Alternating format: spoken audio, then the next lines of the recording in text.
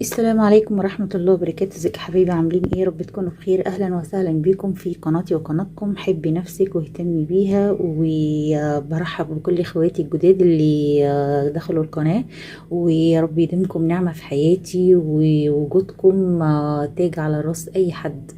ربنا يبارك فيكم يا رب ويوسع على كل الناس يا رب العالمين. طبعا احنا عارفين ان السمنة البلدي غالية جدا، وصعب ان حد يشتريها بالسعر ده، او يعني في ناس على قد حالهم يعني ما يقدروش ان هم يشتروا السمنة البلدي. فمش هنحرم برضو نفسينا برضو حتى لو السمنة البلدي. فاحنا عندنا حاجة كده ببلاش يعني الحمد لله، اللي هو ايه؟ وش اللبن. وش اللبن لما بنجيبه بنحوشه. وش اللبن لما بنجيبه بنحوشه بيعمل اللي هي القشطة، اللي احنا ما بنحبش نشرب اللبن والقشطة بتاعته. فاحنا بنجيبه ونحطه في الفريزر لحد ما بقى عندي يعني الحبة دول. فهنبدأ ايه؟ نسيحهم. انا طبعا الاول كنت بعمل بفصله، بقعد اضربهم بايدي كده لحد ما بفصل المية عن الزبدة. لكن لقيت الموضوع بيتعبني بصراحة، فقلت الاحسن والافضل ان انا اسيحها. فهنبدأ كده واحدة واحدة وخطوة خطوة بالراحة، ونعلم الناس اللي ما بتعرفش. طبعا في ستات بيوت احسن مني بكتير، فاحنا بنقول للناس اللي ما تعرفش. ف ان في ناس كتير قوي ما تعرفش، لان انا ما كنتش اعرف ازاي ممكن ان انا اسيح القشطة.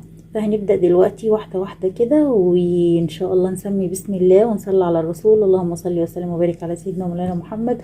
وما تنسوش ندعو لأهالينا في فلسطين، ربنا يا رب ينصرهم ويثبت أقدامهم. دلوقتي هنبدأ نجيب حلة ونفضي فيها القشطة. كده انا جبت حلة تيفال وحطيت فيها وش اللبن اللي هي القشطة، وهنبدأ نسيحهم. في حد ظريف كده ممكن يقول لي يعني طيب ممكن احنا نشتري القشطة؟ طب يبقى احنا عملنا ايه؟ ما نشتري سمنة بلدي احسن. احنا بنعملها علشان حاجة من البيت، احنا يعني ما صرفناش عليها فلوس، يعني هي وش اللبن عندنا اصلا يعني. فهنبدأ دلوقتي نسيحها على نار هادية. زي ما انتوا شايفين كده، هي الكمية مش كبيرة، بس انا بعرفك الفكرة وانتي بتعملي على اي كمية انت عايزاها. كده انا حطيت الحلة على النار، وهنبدأ نتابعها مرحلة مرحلة. كده انا حطيتها على النار ووطي عليها، وما تستعجليش عليها خالص لانها بتاخد وقت اطول من الوقت بتاع تسييح السمنة. انا هوريكي كل مرحله فيها بتبقى عامله ازاي. هي دلوقتي هتبدا ان هي ايه؟ تفك من بعضها. هي فكه وكل حاجه، بس هتبدا ايه؟ تفصل كانك انت حاطه لبن على النار. وهنتابعها كل شويه. ادي كده القشطه بعد ما عدى عليها تقريبا 10 دقايق او ربع ساعه. بصوا عملت ازاي؟ عامله زي اللبن خالص اهي، فكت خالص. بص بقى الحبيبات الصغيره دي هتبدا بقى تعمل المرتة. هتبدأ تجبن كده وتعمل المرتة بتاعتها. برضه هنسيبها ونرجع لها. بوريكي كل مرحلة عشان ايه؟ لما تشوفيها بالطريقة دي ما تقوليش ان هي باظت مني وازاي هتبقى سمنة وازاي كده بلونها دوت. لا، هنصبر عليها، احنا كده كده لسه موطيين النار. كده بدأت تغلي اهي. شايفين الفوران ده؟ برضو لسه احنا مستمرين في التوطية، بس برضو بتبدأي تقلبي، يعني مش بتسيبيها، بتفضلي تقلبي كده. شايفة الفوران اهو؟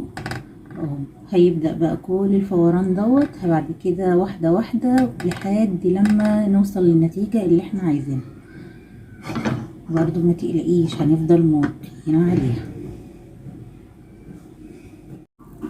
ادي القشطة بتاعتنا بعد ما حوالي عدى نص ساعة بدأت تتقل تاني اهي. بترجع للقوام بتاعها. يعني في البداية لو تلاحظي كانت عاملة زي اللبن، دلوقتي بدأت تتكتل اهي. اهي بدأت تتقل تاني. دي المراحل بتاعتها. هنتابع برضو لحد لما لونها يصفى خالص. احنا مستمرين في التقليب وفي التوطية. كده بعد ما عدى ساعة بالظبط، شايفين بدأ المادة الدهنية تطلع فوق، واللي هو المرتة هتبدأ ان هي تبقى تحت. برضو مع الاستمرار في التقليب المرتة دلوقتي هترقى، يعني هترقى تحت في الحلة. والسمنة هتطلع على الوش. مش عايزة اقول لكم الريحة قلب الشقة ازاي، ريحة سمنة بلدي فظيعة فظيعة بجد والله. هنستمر برضو في التغطية وهوريكم الخطوة اللي بعد كده. شايفين بقى كده السمنة خلاص طلعت كده على الوش والمرتة فضلت تحت، شايفين؟ انا هبدأ اسيبها بس شوية كده لحد لما المرتة دي بس تتحمر. نحط حبة ملح صغيرين،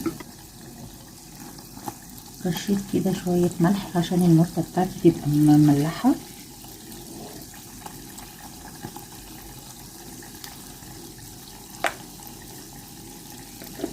لو انتي بتحبي المرتة زي رشيلك حبة ملح كده، وبنبدأ نقلب. اوعي تحرق منك المرتة.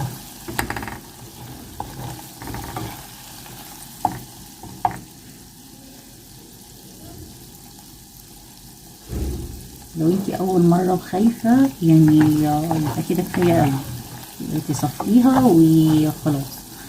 لكن انا بس بحبها لونها يبقى اغمق من كده شوية. جبتي بطرمان اهو، عقمته. بتعقميه ازاي؟ بنفتح عين البوتاجاز وبنبدأ نحط البق ده من بعيد كده ياخد الحرارة والسخونية، بس اوعي تقربي من النار يعني، لا ابعدي ايدك على النار يا دوبك بس يتعقم كده، ونصفي السمنة ونجيلكم. شايفين تمام كده بقى لونها جميل كده بالنسبة لي. هنطفي النار وهنسيبها تبرد تماما قبل ما نصفيها. مش هنصفيها دلوقتي خالص، هنسيبها تبرد خالص، تبرد وهوريكي بتتصفى ازاي. كده انا بدأت اصفيها. جبت كوباية علشان خاطر البق بتاع البطرمان ديت، فبدأت اصفيها كده علشان يعني استفيد بكل نقطة سمنة. ريحتها تحفة يا بنات. بصوا، تبدأي تضغطي كده بالراحة على المرتة عشان تصفي بس اللي فيها. بنصفيها كويس جدا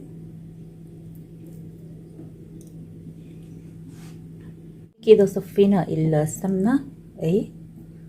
هي ما ادتنيش حبة كتيرة يعني، لان هم اصلا ما كانوش يجي ربع كيلو تقريبا، يعني ربع كيلو قشطة، مش ما كانوش كمية كبيرة، بس هم يدوبك على قد نعمل بيض، نعمل حاجة سمنة بلدي يعني. ودي حبة المرتة اللي طلعوا. ممكن حد يعني دول بيتاكلوا على فكرة، ممكن تضربيهم في الخلاط مع حبة لبن ويتاكلوا عادي. لو عندك مش ممكن تحطهم فيها. تنتظروني بقى نعمل كده فيديو للمش ان شاء الله. وبكده الفيديو بتاع النهاردة يكون انتهى. ولو الفيديو عجبك ما تنسيش الاشتراك وتفعيل زر الجرس علشان يوصلك كل جديد. ويا رب اكون فدتك ولو بمعلومة صغيرة. انا اديتك الفكرة، وانتي لو عندك كمية ممكن تعمليها بنفس الخطوات اللي احنا عملناها.